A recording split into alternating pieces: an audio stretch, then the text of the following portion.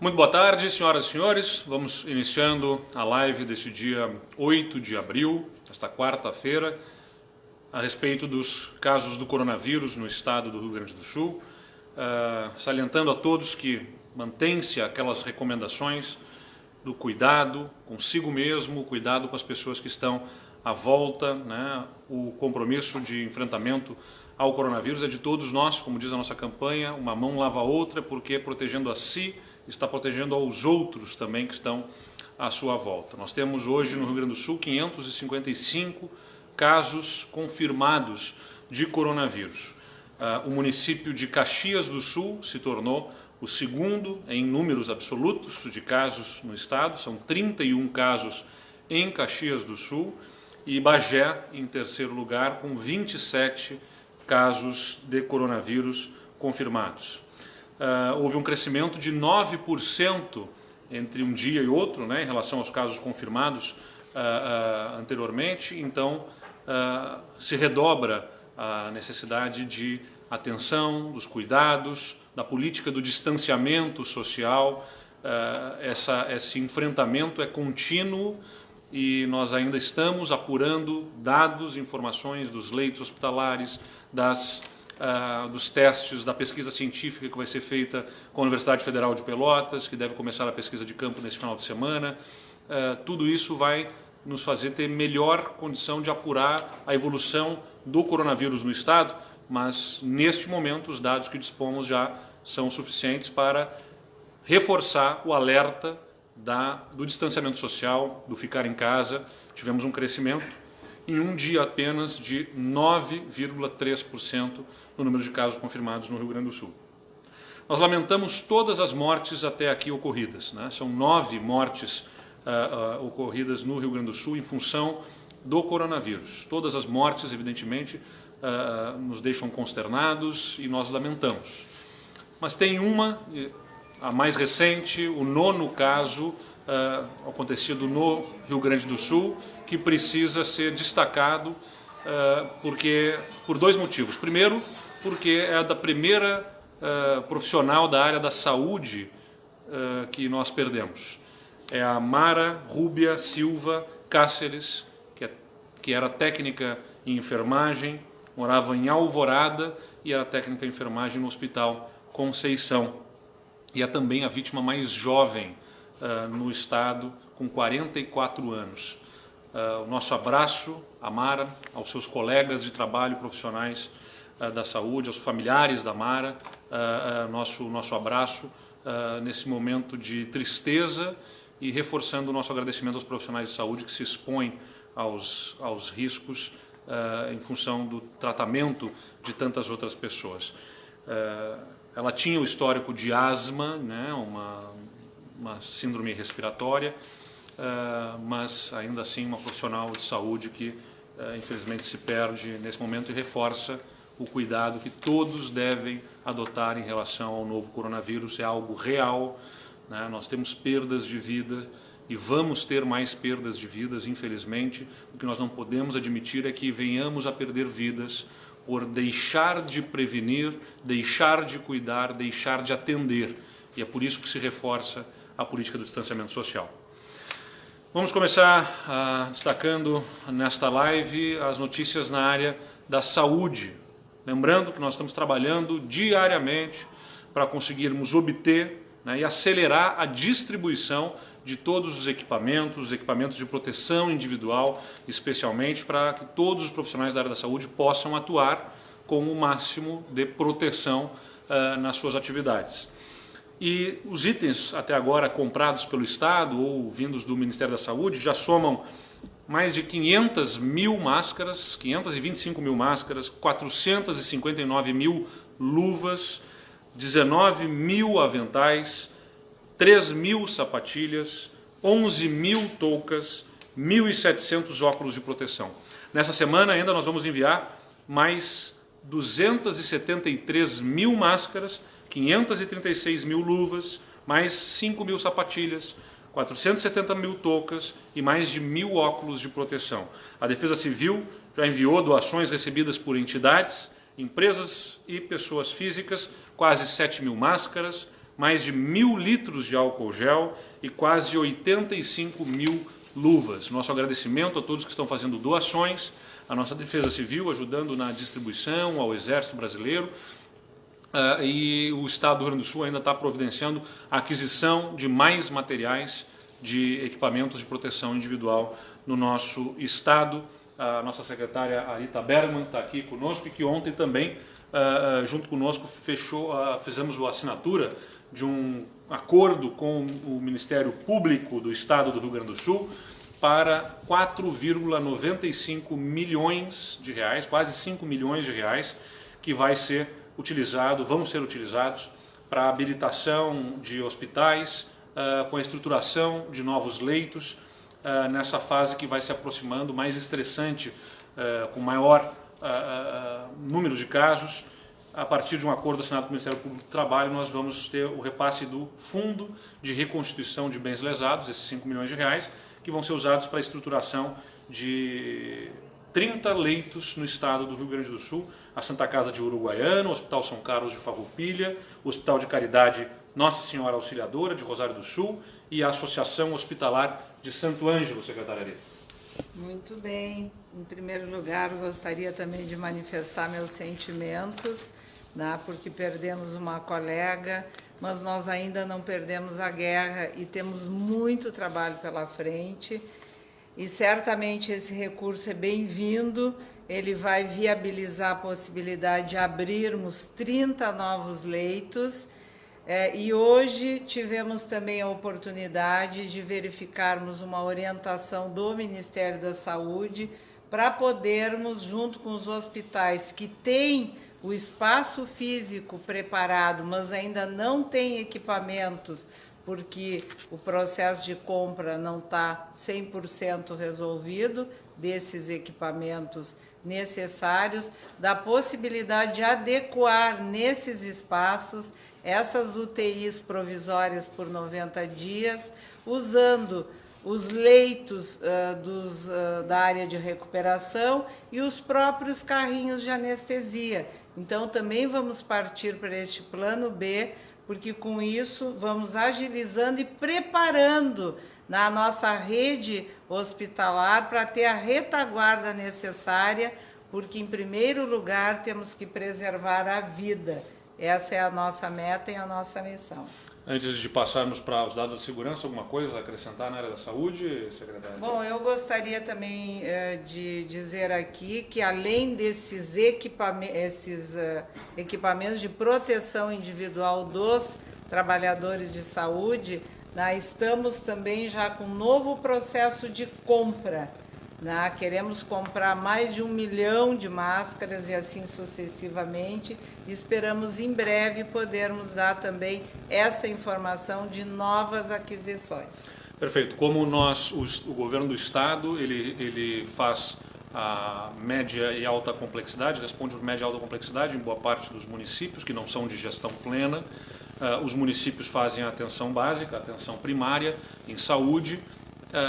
O Estado contrata com hospitais a prestação de serviços. Nesses contratos, os hospitais respondem pelos aquisição de materiais também, mas o Estado, para não permitir que haja solução de continuidade em serviços na área hospitalar e mesmo nos municípios, deverá adquirir, isso que nós resolvemos dentro do nosso gabinete de crise, um estoque regulador, ou seja, o Estado vai ter um estoque de materiais para garantir o atendimento nas diversas frentes na área da saúde com equipamentos de proteção individual. Não é o caso de comprarmos todo o material, mas porque nós contratamos a prestação de serviços junto aos hospitais e eles respondem pelas próprias aquisições desses materiais, desses equipamentos de proteção individual. Mas na hipótese de ter alguma dificuldade de aquisição, para não parar esse serviço, a gente vai fazer a aquisição de alguns milhões de equipamentos de proteção individual, como luvas, máscaras, entre outros, os aventais, para garantir o funcionamento desse serviço. Nós vamos falar sobre criminalidade também. A gente vai trazer esses dados aqui nessa live que tem a ver com o coronavírus, mas como dentro da política do coronavírus temos a política do distanciamento social, com atividades que estão restritas. Muitos boatos começaram a surgir sobre como que estaria se comportando a criminalidade no Estado em função desta política do distanciamento social. Está conosco o nosso vice-governador, nosso secretário de Segurança Pública, delegado Ranolfo. Hoje pela manhã nós apresentamos os dados da criminalidade no Rio Grande do Sul no último mês, no mês de março, e também o fechamento do primeiro trimestre, né, Ranolfo? É isso aí, boa tarde, governador. Primeiro também gostaria aqui de deixar um voto de pesar pela perda dessa agente de saúde, me solidarizar a todos aqueles que estão fazendo a saúde do nosso estado neste momento. E o que chama atenção e que a gente tem que chamar a atenção da sociedade, né, é a idade dessa agente de saúde, 44 anos de vida. Dito isso, governador, vamos falar um pouco sobre segurança pública. Na manhã de hoje divulgamos os indicadores de criminalidade do mês de março do presente ano. Mais uma vez, desde quando lançamos o projeto estruturante transversal de governo, denominado RS Seguro, mais uma vez nós temos aí uma redução em todos os indicadores de criminalidade. Latrocínio, que é o roubo com resultado morte, nós tivemos o melhor mês de março desde quando se iniciou a contagem de crimes no Estado. É o melhor mês de março desde 2002. Comparativamente com março do ano passado, tivemos uma redução de 87,5%. Tivemos uma redução no roubo de veículos no mês de março de 10%. Tivemos uma redução no trimestre nos ataques a banco do Rio Grande do Sul, 42,9%. No roubo a transporte coletivo, 43,2%. Nos homicídios no Estado, no mês de março se manteve uma estabilidade com uma pequena redução, mas no trimestre nós temos uma redução de 12,5%. No feminicídio, é importante destacar, muito tem se falado, várias pessoas têm opinado, a questão do feminicídio e da violência contra a mulher no momento do distanciamento social. E os nossos indicadores do mês de março, contemplando ali os 10, 12 dias finais do mês de março, não se verificou aumento nos feminicídios, não se verificou aumento nos crimes de violência contra a mulher, né? Claro, referindo o mês de março deste ano. O feminicídio ficou com o mesmo número de feminicídios de março do ano passado. Ainda é importante, governador, aproveitar esse momento para dizer para as pessoas que estão nos ouvindo que as chamadas fake news são uma verdadeira chaga, né, no Brasil e em todo o mundo, e num momento de excepcionalidade, igual a esse que nós estamos vivendo, isso então se intensifica mais. Nós temos verificado, a nossa inteligência tem verificado, nas redes sociais, várias fake news, dando notícia de saques a estabelecimentos comerciais. Eu quero aqui dizer que nós não tivemos nenhuma ação desta natureza no Estado, né? Ou seja, então isso é absoluta mentira, é uma fake news. Tem uma outra fake news que roda aí nas redes sociais, nos grupos de WhatsApp, com uma foto de uma ambulância do Corpo de Bombeiros com 3 agentes de saúde, e diz essa fake news que são pessoas criminosos disfarçados e que teriam praticado um roubo num condomínio próximo à Avenida Nilo Peçanha, na capital. Mais uma mentira. A foto é verdadeira, a nossa inteligência foi atrás disso, a foto é de uma ação real do Corpo de Bombeiros Militar do Estado de São Paulo com seus agentes de segurança. E foi montada aqui, feita essa fake news. Não tivemos nenhuma ação também de roubo a condomínio ou de pessoas disfarçadas como agentes de saúde e seriam criminosos depois a praticar crimes. Então é importante que a sociedade fique atenta a isso, que comunique, seja pelo 190, seja pelo Disque Denúncia 181, comunique a segurança pública sempre que se deparar com uma situação dessa natureza. Ainda é importante também aqueles que estão nos assistindo nesse momento, que não retransmitam essas mensagens sem se assegurar que aquilo é verdadeiro, pois muitas vezes estão sendo utilizados, né, como propagadores dessa fake news, dessa mentira. Então seria basicamente isso aí, nesse momento excepcional que nós estamos vivendo, governador, que seria importante trazer à nossa sociedade gaúcha. Muito bem, obrigado, nosso vice-governador, secretário de Segurança Pública. A verdade é que a criminalidade no Rio Grande do Sul teve queda no mês de março, nesses primeiros dias do mês de abril também não se verifica alteração em relação ao comportamento da criminalidade no Estado, em função da política de distanciamento social. A gente tem um programa estruturante, o RS Seguro, e continuamos trabalhando fortemente para a redução de todos os indicadores, e nesse momento de excepcionalidade, nós atuamos com as nossas forças de segurança para que essa condição de tranquilidade se mantenha para a sociedade gaúcha. Vamos passar às nossas perguntas. A Bruna Osterman, da CNN Brasil, pergunta: o Ministério da Saúde estima que o pico dos casos de coronavírus no sul do país seja em junho e julho. A previsão é de que o comércio siga fechado até lá? Bruna, a política do distanciamento social no Rio Grande do Sul, ela é determinada com base nos dados e nas evidências científicas. O que nós fizemos ao longo deste período, estamos fazendo dessas últimas semanas? Estruturando toda a nossa retaguarda hospitalar, o incremento da nossa rede de atenção em saúde nas UTIs, nos leitos clínicos, incrementando em cerca de 50%, quase 60% o número de leitos de UTI no estado do Rio Grande do Sul. É isso que nós estamos fazendo, só os leitos SUS, os leitos públicos, em 60%, para garantir que tenhamos a estrutura para atender os casos majorados. Tenho insistido, não é sobre não ter coronavírus, não é sobre não termos mortes. Infelizmente, isso não é algo que não seja possível fazer, evitar mortes, mas é possível sim, e nós vamos evitar as mortes por falta de atendimento. Nós vamos atender e estruturar todo o nosso sistema de saúde no estado do Rio Grande do Sul para que as pessoas que precisarem de atendimento o tenham. E a política de distanciamento social, com as restrições de atividades estabelecidas nesse período, é porque, infelizmente, nós não temos até aqui, não tínhamos até aqui, nessa semana começa a se clarear um pouco o quanto de estrutura vai chegar, as datas em que vão chegar, equipamentos, respiradores, novos leitos que estão sendo habilitados, começam a ficar um pouco mais claros agora, para que nós possamos ter a segurança desses equipamentos, bem como os indicadores que vão determinar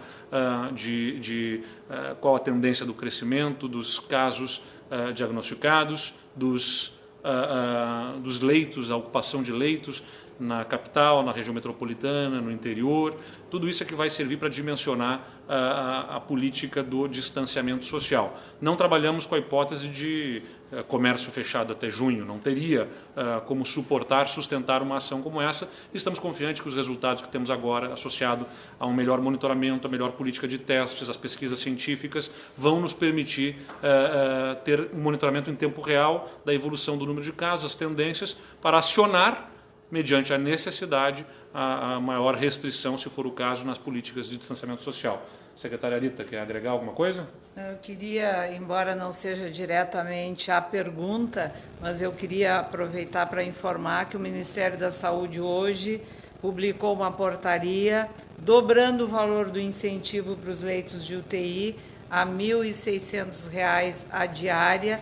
Isso também vai dar condições para que os hospitais tenham um custeio maior para viabilizar a contratação das equipes.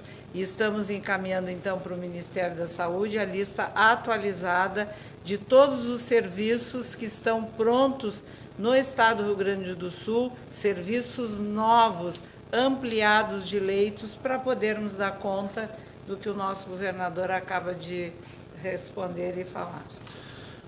Próxima pergunta, do Vinícius Peraça, do Diário Popular. O prefeito de Bagé disse hoje que o interior está tendo pouco suporte do Estado em equipamentos. Como que o governo recebe essas declarações e o que está sendo feito para atender o interior? Olha, com todo respeito ao prefeito de Bagé, não é verdade. O Estado trabalha com um olhar muito atento ao interior e muito especialmente para o caso de Bagé, em função da maior disseminação que acontece por lá. Não é a segunda cidade, a terceira em números absolutos, e proporcionalmente no estado, em relação à população, também não é a maior.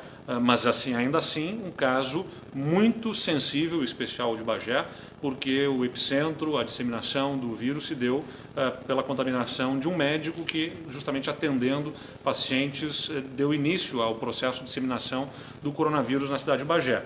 Mas o Estado já enviou para Bagé 4.000 luvas, já enviou 12.000 máscaras para Bagé, meia tonelada de alimentos, mais 4 leitos de UTI estão sendo implantados no Hospital de Bagé até a próxima semana.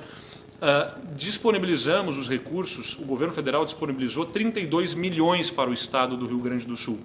O governo do Estado poderia ter ficado com esses recursos para si, para atender a sua necessidade nos serviços de saúde, mas nós preferimos fazer a repartição desse recurso com os municípios, estabelecemos critérios, né, por per capita, por número de habitantes, população idosa, os serviços de pronto atendimento existentes nos municípios, e com esses critérios estabelecidos distribuímos entre as cidades, e Bagé recebeu 365 mil reais que devem ser utilizados para toda a ação em relação ao coronavírus, especialmente a centros de triagem, equipamentos de proteção aos seus servidores, os incentivos para a unidade de pronto atendimento e SAMU, no valor de 362 mil reais para Bagé, estão em dia. Outros 311 mil reais de incentivos do Estado aos municípios também. Estamos com a regularidade dos demais pagamentos. Nessa semana foi enviada mais uma remessa de vacina para a gripe. Na próxima semana, segunda-feira, vai ser distribuído um novo lote de 272 mil vacinas contra a gripe em todo o Rio Grande do Sul. Além disso, importante dizer, justamente no dia de hoje, 68 milhões de reais de incentivos estaduais para o pagamento aos hospitais, para os procedimentos que são feitos nos hospitais, estão sendo pagos, mantendo a regularidade de pagamentos, mesmo nessa grande dificuldade que se estabelece a partir da queda da receita, da arrecadação do Estado. Priorizamos a saúde, o pagamento aos hospitais, incluídos aí, evidentemente, os do interior. Estamos habilitando novos leitos, cerca de 160 novos leitos serão habilitados em hospitais no interior de UTI nas próximas semanas, para, incrementando a nossa rede, garantir o atendimento aos cidadãos gaúchos de todas as regiões. Foram colocados 10 novos leitos em Canoas, 10 novos leitos em Passo Fundo, 10 novos leitos em Osório, né, e estamos viabilizando outros leitos também pelo interior do estado, né, secretária Erika? Sim, além disso, ainda voltando para Bagé, nós gostaríamos de dizer que agilizamos todos os exames no nosso laboratório LACEN, para que o município tivesse com rapidez o resultado, uma vez que também o governo do estado está atento para poder dar o diagnóstico em tempo real. Isso também tem um envolvimento da nossa equipe.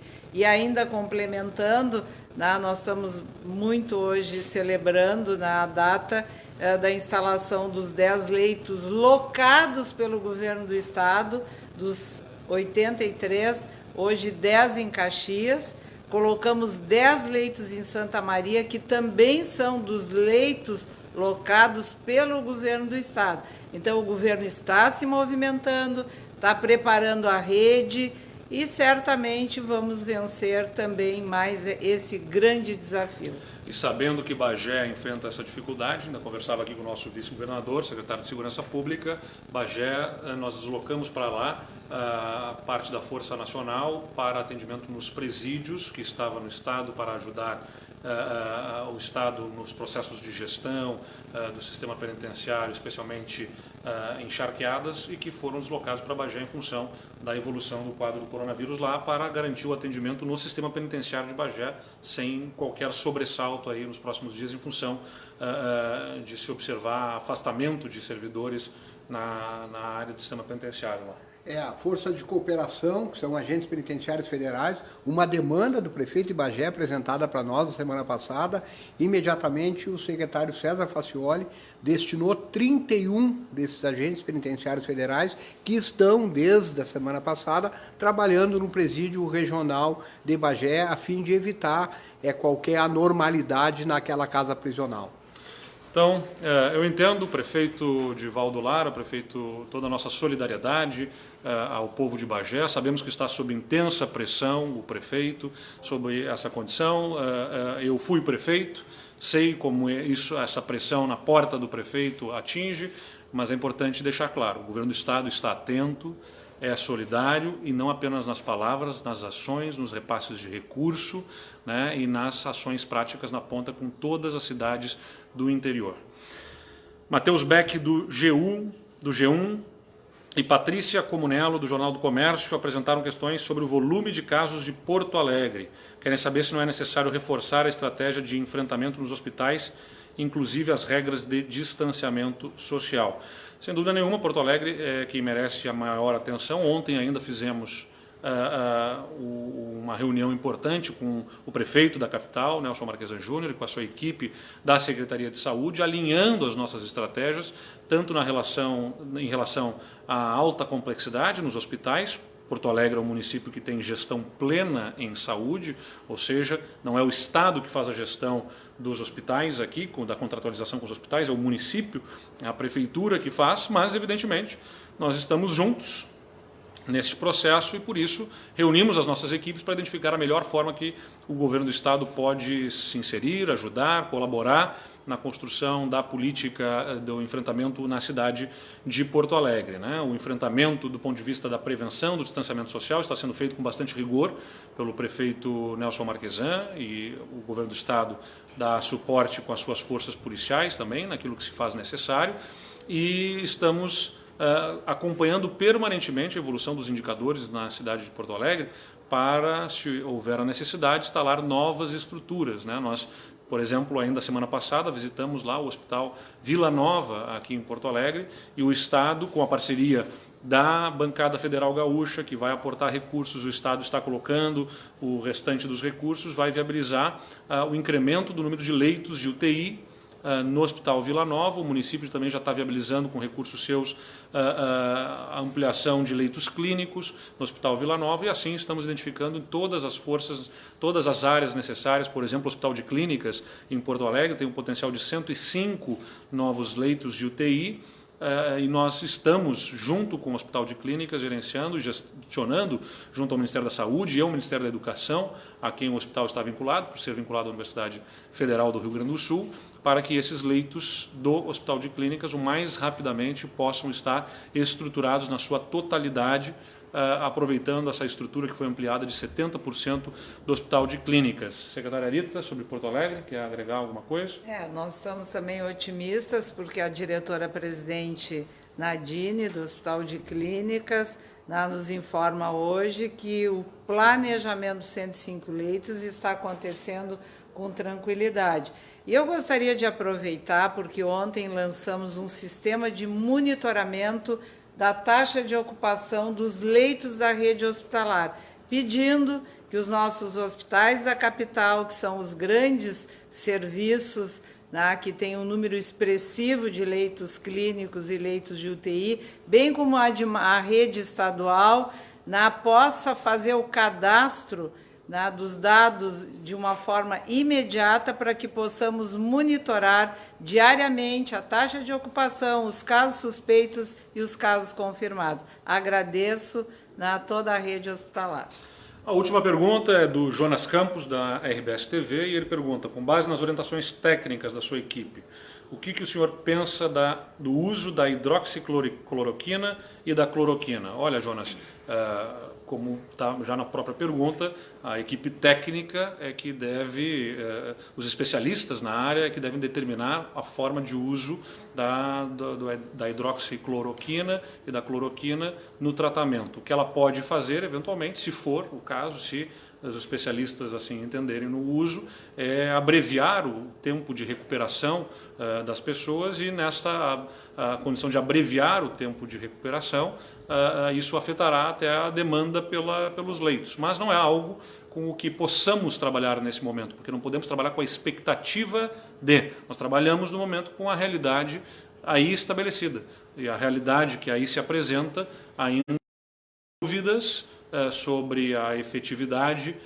a eficácia e os efeitos colaterais deste medicamento. Então, eu deixo esta resposta aos especialistas da área. Se for entendido pela área médica que é um tratamento que bom, nós torcemos para que isso possa se viabilizar, seja com cloroquina ou com outro medicamento que viabilize a recuperação, o salvamento de vidas e também o que vai afetar, evidentemente, a demanda nos hospitais. Mas, neste momento, o que nós temos é a necessidade de reforço nas estruturas e é isso que o governo do Estado está fazendo, reforçando a estrutura de leitos clínicos, leitos de terapia intensiva. Serão quase 60% de incremento da nossa rede hospitalar do Estado do Rio Grande do Sul em leitos de terapia intensiva, em função do Covid-19.